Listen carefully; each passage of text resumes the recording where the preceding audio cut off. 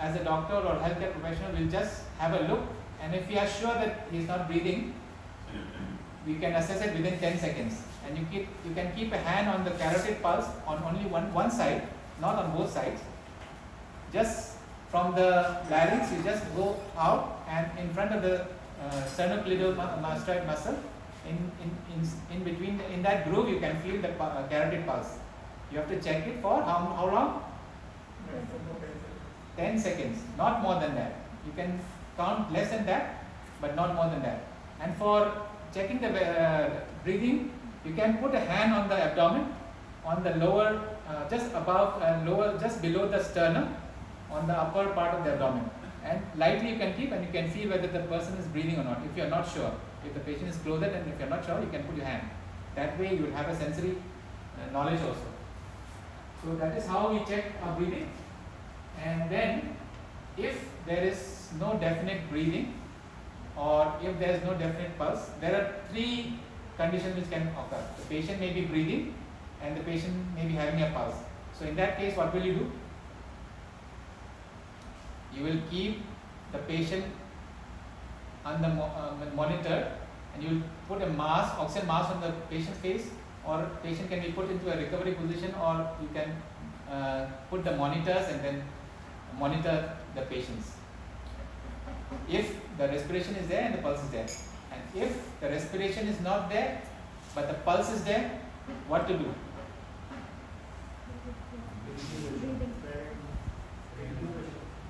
Yeah. Check whether the patient is choking. He has choked, there is something there. So you need to check it, but that means that COVID for precautions. So you need to provide the oxygen. With the in COVID era, you can put a airtight. They have advised to put an airtight air seal, and with a, not with your mouth and mouth to mouth, not mouth to mouth ventilation, but you can use a tight seal mask. You hold it tightly, head tilt, chin lift, and then you can use the ambu bag or whatever device you are having. Okay. Or if you don't have anything, you can put a oxygen mask, and then if you are, but you are supposed to, as a healthcare worker, you are supposed to in a hospital setting, you will be having at least a mask and ambu. You will be doing that, and you can put oxygen at the oxygen port. So this is how. This is the second condition. And in the third condition, when the patient is not having a breathing and the pulse is not there, then you have to start with the CPR. So that is how, where we will actually come to that. So cardiac compression is the first thing. So after this,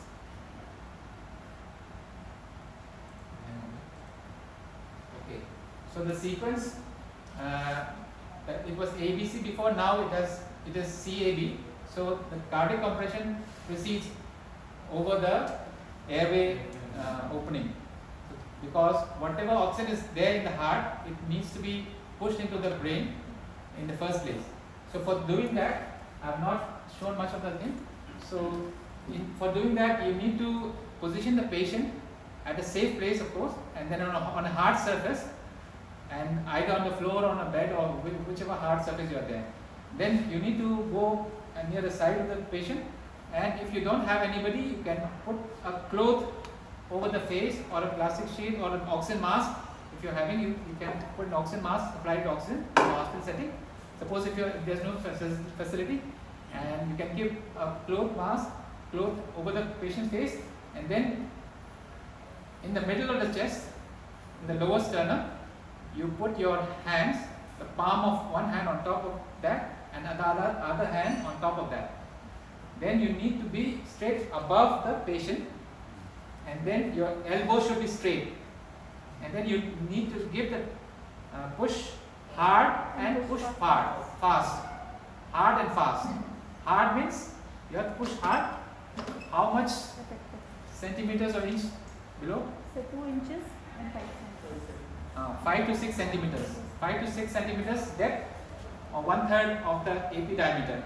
So as you practice, you will come to know how much pressure you have to push. Those who are doing regularly, means those who have got chance to do CPR, they know, and they don't break a bone, ribs. So it is said that you need to break the bone. It is not to need, the need is not there. You should not break a chest rib.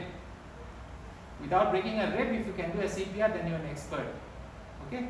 So by doing it, you will have the experience, and automatically it will come how elastic is the chest, and you will be able to do that. So one thing is that you have to move your body at the hip joint. Only the hip joint should be the fulcrum, so you will be moving your body like this only, on top of the patient, right on top. And you should not be staying away from the patient, you will be on top, right on top, and then there, after pressing it, you should release it totally and not put the pressure on the chest. Although you should not move your hand away, but the pressure should be totally released. And then the rate, what should be the rate? 100, exactly 100 or below 100 or above 100? How much? 100 to 100 to 120. 120. 100 to 120 is the correct rate. So you need to practice for that also. And how do you practice a rate of 100 or 120? If you are in a hospital setup, if there is a patient and you are doing CPR, you have already put the monitors and all. How can you know that you are doing the right rate? Monitor will reflect. Yes. You can look at the monitor, and if you can see the pulse oximeter coming or the ECG coming, then you can see from there the rate, 100 or 120. So that is one way. Otherwise, for practice, you can download some small apps. Metronome is there, the rate you can set to 100 to 120, and with that you can practice. Or there's a song, Staying Alive, I think. Playing that, you can with the beat of the song, you can press 1, 2, 3, 4, but the song will be playing and you can sing that song and then do it. So that is for the cardiac compression. And oxygenation, like as I said before, with connecting the oxygen and then putting a tight seal face mask, you can ventilate. And what will be the ratio of chest compression and breathing? 30 chest compressions and 2 breaths. So this is what the basics. So after this you will have a hands-on this thing. Can do it.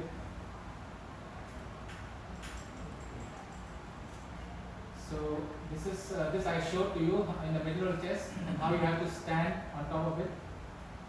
Then this is how you open the airway. Airway is to be open, head, tilt and chin lift. And for rescue breaths, this mouth-to-mouth respiration you are not supposed to do. And you have to use a bag and mask apparatus. Deliver each rescue breath over 1 second and produce a visible chest rise. So the ventilation to compression ratio, compression to ventilation ratio should be 30:2. So while doing all this, every 2 minutes you need to check the respiration and pulse. So in every 2 minutes there will be a cycle of 5 compressions and 2 breaths, 5 breaths, 2 breaths here and 30 compressions here, 32, 32, 32 like that. So after 5 cycles, you will have to check whether the patient has come out of the arrest, or is it breathing, or the pulse has come back. So if it has come back, then okay, you put the oxygen and then keep on monitoring. If not, you have to continue again, and if the monitor is showing some rhythm which you need to give a shock, then you have to give a shock as early as possible.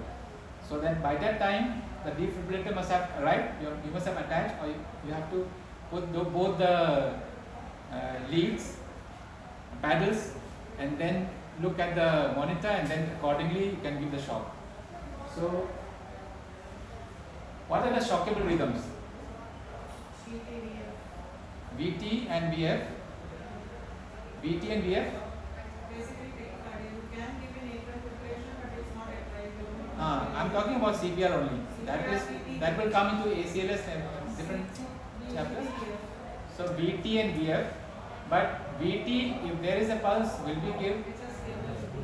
If there is a pulse with the VT, we won't give the shock.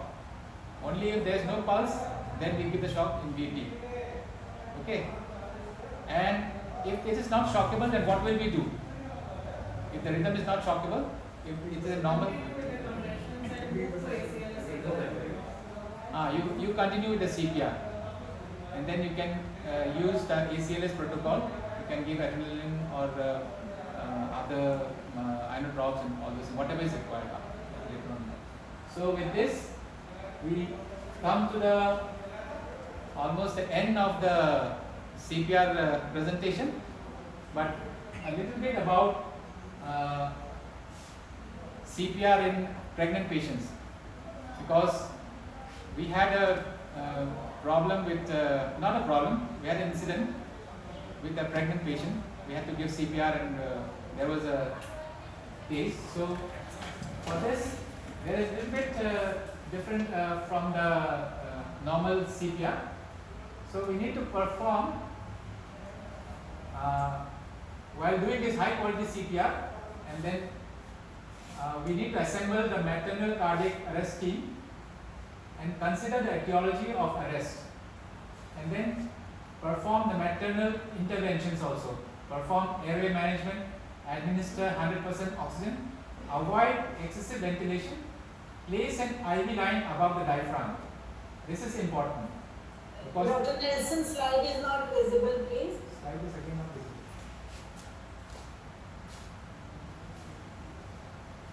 Okay. Yes, I can see now. Okay.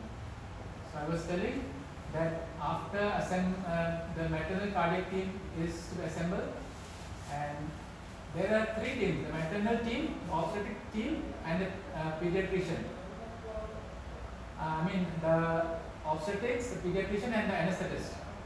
So the airway management is to be performed, then 100% oxygen is to be given, avoiding excessive ventilation. Then IV is to be placed above the diaphragm on the upper limbs, and if the patient is receiving IV magnesium, stop that IV magnesium, and you can give calcium chloride or calcium gluconate. And for the obstetric intervention, provide continuous lateral uterine displacement, either with a wedge or by manually displacing the uterine on the left side. Then detach the fetal monitors. The fetal monitors may be there in the abdomen, so that can be detached because the mother is receiving CPR. And prepare for perimortem cesarean delivery. So this is very important. So if the patient cannot be revived within 4 to 5 minutes, then this decision is to be taken to perform a perimortem cesarean delivery. So how to perform a perimortem cesarean delivery?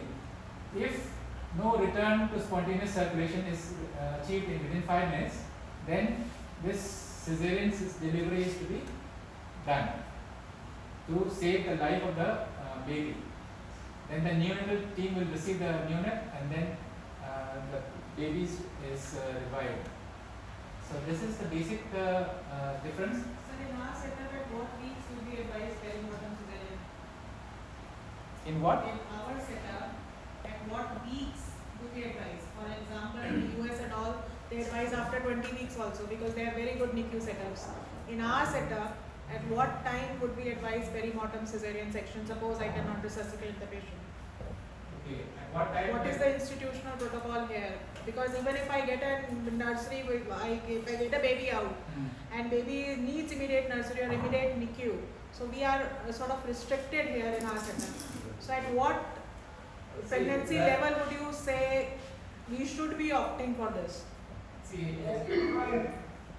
Dr. Nelson, I think your gestation time. pardon? Dr. Renu wants to know the time of gestation. Yeah, time of gestation. I think the pediatrician and obstetrician, they have to decide. Let them answer this question. Okay. Dr. Charul, you were there? Yes, ma'am. कितना gestation का baby हमारे यहाँ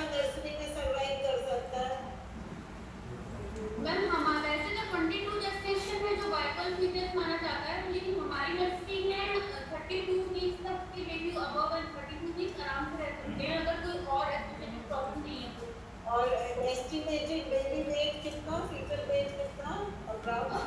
ma'am around 1.2 1.3 के हम आराम से रखते हैं कॉन्फिडेंटली, अगर ज़्यादा कोई स्ट्रेस वगैरह नहीं है। Okay. Actually, baby weight And, will not be anybody from Tiny wants to answer this? Add something. Dr. Seema Singhal. We cannot take baby weight into consideration because we are doing perimortem cesarean. Many times we do not have the previous ultrasound. I think we'll have to rely on gestation. No, weight. Dr. Renu, that means 32 Yeah, weeks that's they what are we have lying to in rely Bible on. in our nursery. 28 से why did we get it? Maybe we can try that.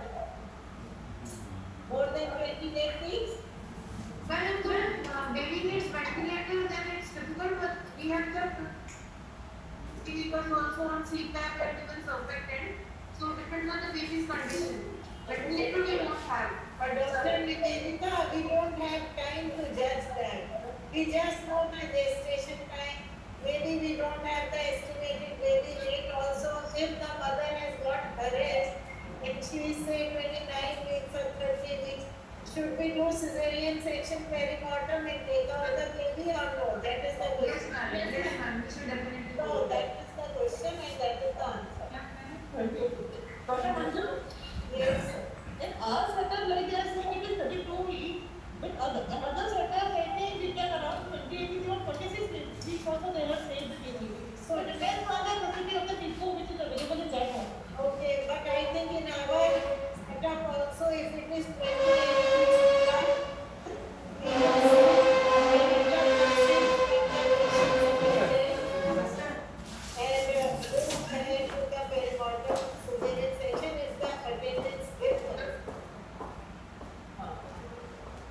Manju, when you are doing a perimortem cesarean section, we had one patient, I think it was in the month of March probably. Yes. There is no time to take consent of relatives. In order to stay the patient, you have to do a perimortem cesarean. And as far as Renu's question goes, you cannot wait for an ultrasound. Okay, So you have to check the FHS, you have to state, in order to state the legs of the patient, you have to do an imminent cesarean. And the baby had survived. This has happened in our recruitment cell. We didn't even shift I patient. know about the We case, had that ma'am. time. Yes. So, Sneha, I don't think that you can save the life of the patient at that time. No, that is what I Life see. of the baby. Madam, I just want to make one to ask something as far as my knowledge is concerned, as far as I have read, that the perimortem cesarean is always performed to save the life of mother. Yes, yes. After if mother does not survive, and we assess that after removal of baby from the uterus, the Okay. chances of survival of mother increases. Then we perform perimortem cesarean, not for the baby. All right, all I right. just want to make it clear from others also because I got confused because of this. Actually, there is auto transfusion.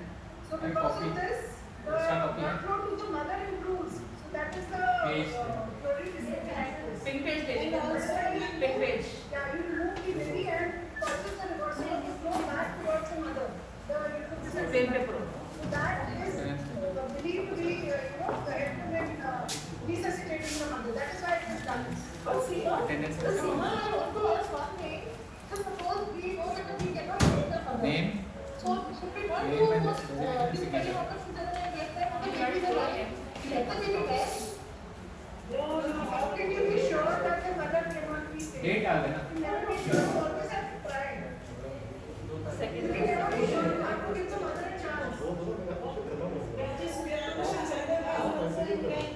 The more patient that we are in a pregnancy, this is the earliest removal of the baby will increase the chances of mother survival. So the baby has to be taken out. So that we say not. I mean, this thing is decided, but if we were discussing gestation time, then it's not important. Then if you are saving the mother, whatever in the gestation time, the baby has to come out. That's the thing. Dr. Vineet, generally, I think the gynae people will answer better, but severe PIH or eclampsia, they are generally in the later periods of gestation. Yes, it is discussion has said कि this is not for the mother. So then what the question was what the gestation age, then that doesn't matter. Then it has to come out to save the mother at any age. At any Yes, age. yes, yes. So very good. Now, Pranita, I also want to add something. हाँ बताइए. In such cases where there is no time to take consent from the relatives, as per law, two specialists can decide, they Yes. can sign and go ahead with the procedure. Yes, that's what it was done in our patient also in our hospital. 2 or 3 consultants, the doctors present there, they can sign and they can do it. That Yes. will Anything else? Doctor Nelson आप उनकी एक paper पे attendance लिख लेना जितने लोगों ने training की है प्लीज. Okay, ma'am. मैं ले रहा हूँ. हाँ. Thank you so much for nice class and gradually you please take for others also. Okay. अभी ये लोग सैटरडे तक जो है आप टाइम this दिन हो बता दीजिए so that we can do. Okay, ma'am. हाँ. Thank you Dr. Nelson. Thank you, ma'am. Thank you, everybody. Hands-on training. Whoever wants to practice can come. आप अभी ने प्रैक्टिस करा दीजिए प्लीज. Okay. ठीक है.